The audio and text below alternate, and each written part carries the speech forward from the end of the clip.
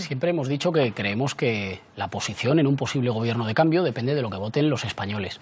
A estas horas, mientras hablamos y en esta recta final, somos la alternativa al Partido Popular. Y eso significa que entre los dos polos que hay, un polo de un gobierno con el Partido Popular y un polo de un gobierno de cambio, que para nosotros es muy nítido. De cambio significa, después de mucho tiempo de rescatar a los privilegiados, comenzar a rescatar a los ciudadanos que más se han apretado el cinturón durante estos años duros. Un gobierno de cambio es un gobierno que puede estar protagonizado por nosotros junto con el Partido Socialista. No hay ni rastro de ambigüedad en nuestras palabras. Definimos claramente qué gobierno y con quién lo queremos hacer.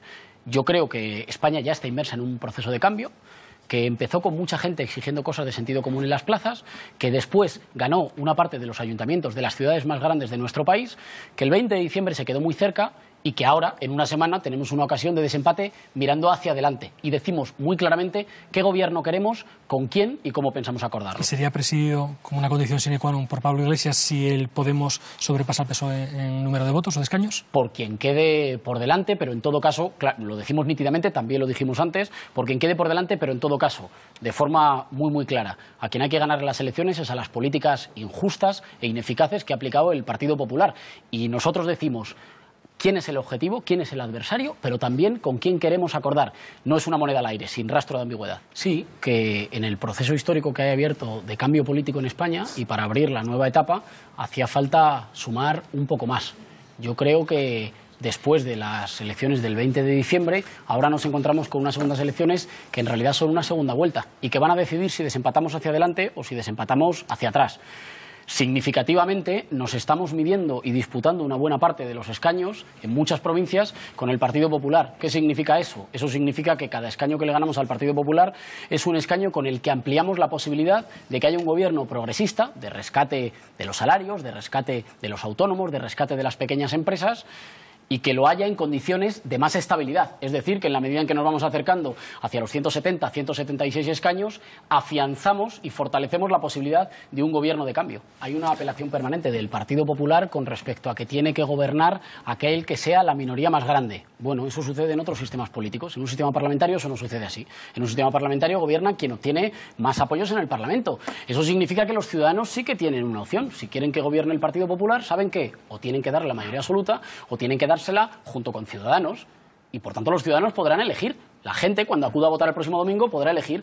Y por contra, si resulta que no, y si resulta que no obtiene la fuerza suficiente con los apoyos parlamentarios suficientes, será porque hay más españoles representados en otro bloque, con otras posibilidades de acuerdo, que respeta a todos los partidos, pero que dice tenemos otras prioridades. Y en ese sentido yo creo que no deberíamos desaprovechar la oportunidad histórica de estas elecciones. Yo creo que hay partidos que se han quedado enfadados, atrapados en marzo. Y lo entiendo, pero no me parece una buena solución. Creo que tenemos la posibilidad de desempatar hacia adelante.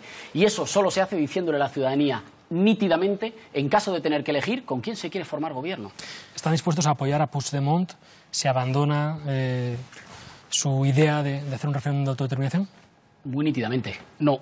Porque los presupuestos que ha presentado son unos presupuestos continuistas con el modelo del señor Mas, que aunque se diferencian en la bandera, se parecen mucho en el tipo de política económica. Apretar a la gente sencilla, recortar en los servicios públicos y perdonarle las deudas y hacer que paguen menos quienes más tienen. Y por tanto no nos parece que ayude a mejorar la vida de los catalanes y de las catalanas. Con respecto a la cuestión del modelo territorial, muy nítidamente, no es verdad que esa fuera la piedra de toque en las discusiones o en la posibilidad de conformar un gobierno. Creo que lo que diferencia básicamente las propuestas de gobierno es si se hace políticas económicas al servicio de la mayoría o si se hacen al servicio de esa pequeña minoría que es mucho más rica después de los años de la crisis. Y con respecto al modelo territorial, nosotros estamos por construir unidad, pero eso se hace reconociendo la plurinacionalidad y reconociendo el derecho a decidir. Creo que Madrid y Barcelona son un buen ejemplo. Nunca habían estado tan cerca como con Ada Colau y Manuela Carmena. Con respecto al proceso catalán, yo creo que lo hemos dicho muchas veces y lo hemos dicho de forma clara, pero sobre todo lo hemos demostrado. Tenemos la capacidad de ser puente.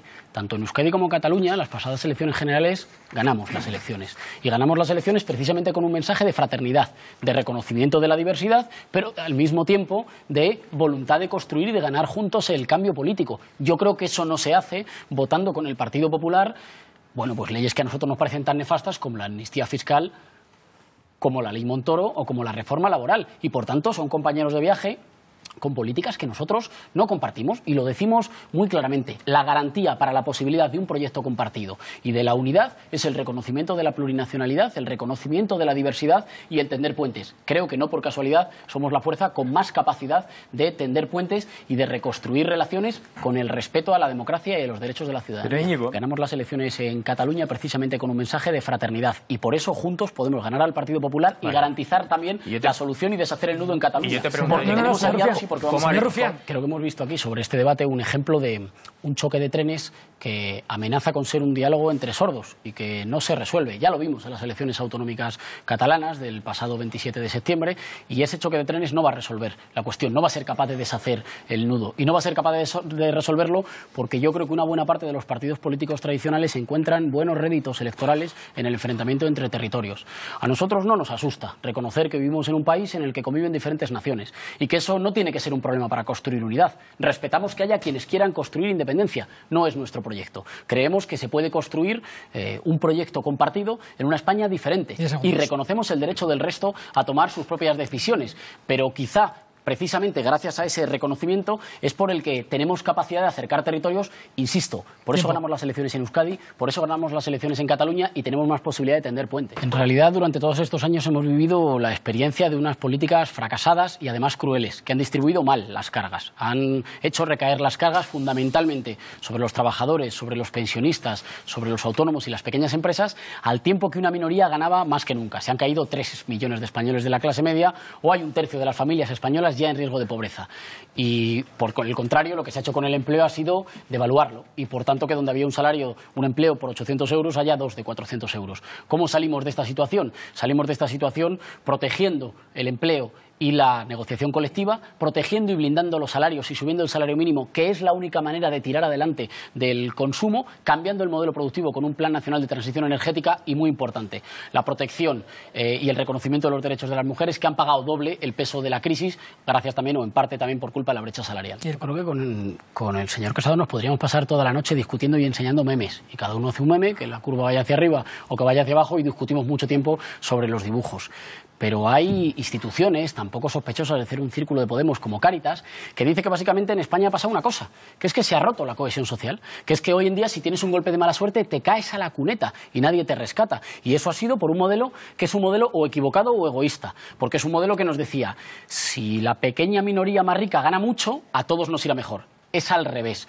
Solo si cuadramos las cuentas con la gente dentro podemos reactivar el consumo y nos puede ir mejor. Nosotros no vamos a poder competir con China por salarios más baratos y de peor calidad. Nosotros podemos competir por arriba, podemos competir en energías verdes, podemos competir trayendo a nuestros jóvenes mejor preparados a casa, porque nos gastamos dinero en formarlos aquí para que luego patenten en Inglaterra o inventen en Berlín, y hay que traerlos a casa. Para eso puede que haga falta un primer estímulo de inversión pública que atraiga inversión privada, claro. ¿Y cómo sucedió con Silicon Valley? Exactamente igual. Y al mismo tiempo tenemos que garantizar que podemos hacer una reforma fiscal que asegure que no sucede algo que dice FEDEA, la Fundación de las Cajas y los Bancos en España, que dice que el 20% de hogares más pobres paga los mismos impuestos que el 10% de hogares más ricos en España. Tenemos que asegurar que la pequeña minoría que no se ha apretado el cinturón se la aprieta, y que rescatamos a la gente que de verdad crea empleo, a las pequeñas empresas, a los autónomos, y protegemos los salarios. Exactamente el modelo contrario del modelo de la austeridad, de los recortes y de la desigualdad que ha venido aplicando el Partido Popular. Sí, no, yo decía que yo estaría encantado de vivir en ese país que describe Pablo Casado, que se parece más a Narnia que a España,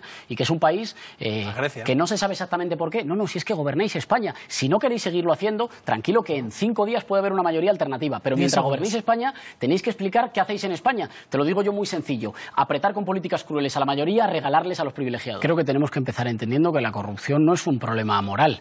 Y tampoco es un problema de que haya algunas manzanas podridas, como dice el Partido Popular, cada vez más repleto de manzanas podridas. Tenemos un problema institucional, por el cual algunas tramas mafiosas han secuestrado instituciones enteras, poniendo los recursos de los ciudadanos al servicio de unos pocos. Tenemos que cerrar ese agujero negro, porque si no, no vamos a tener capacidad ni recursos para hacer una política social a la altura de nuestras necesidades y una política económica que nos permita competir por arriba y no por abajo. ¿Cómo se cierra ese agujero negro? Pues algunas de las medidas son ponerle darle más facilidades a los jueces, fiscales y policías y más medios, como están reclamando, para poder perseguir los delitos de corrupción, cerrar las puertas giratorias, combatir en serio el fraude fiscal, porque es prácticamente el doble cada año de lo que nos pide Bruselas en recortes. Y por tanto, claro que hay recursos, solo que los tienen solo unos pocos. Hay que ponerse firmes. Y por último, endurecer el Código Penal para que no se vayan de rositas. Decía, antes de que me cortaran, que el Partido Socialista se sigue equivocando de adversario y que nosotros no vamos a cometer ese error. Básicamente porque la noche del 26 nos vamos a necesitar para construir un gobierno protagonizado por nosotros con el Partido Socialista